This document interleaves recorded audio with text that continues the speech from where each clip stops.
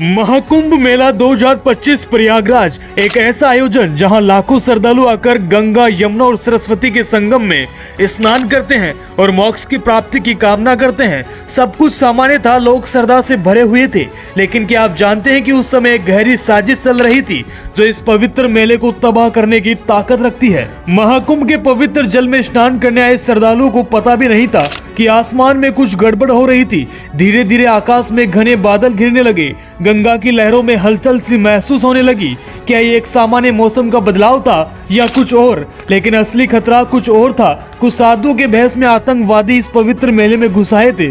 उनका उद्देश्य था इस दिव्य आयोजन को नष्ट करना। उन्होंने घाटों के पास बम रखे थे ताकि जैसे ही लोग स्नान करने आए धमाके कर दिए जाए और मेला बर्बाद हो जाए। साधुओं के भेष में छिपे ये आतंकवादी चुपके से बमों को घाट के पास रख रहे थे।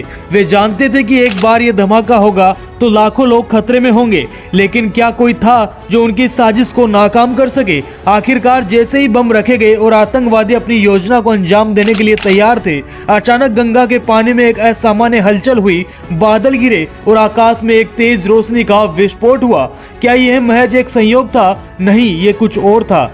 ये कोई सामान्य घटना नहीं थी। भगवान शिव का दिव्य रूप आकाश में प्रकट हुआ। उनका त्रिशूल आकाश में चमकने लगा और जैसे ही उन्होंने अपनी दिव्य शक्ति का आह्वान किया, आतंकवादियों द्वारा रखे गए बम अपने आप निष्क्रिय हो गए। आतंकवादी जो अभी तक अपनी साजिश को पूरा करने का सपना देख रहे थे, अब अपनी पूरी योजना में असफल हो गए। क्या यह एक चमत्कारिक संयोग था? नहीं, भगवान शिव ने अपने दिव्य शक्ति से न केवल इस पवित्र मेले को बचाया, बल्कि यह भी सिद्ध कर दिया कि कोई भी अधर्म धर्म की शक्ति के सामने नहीं टिक सकता।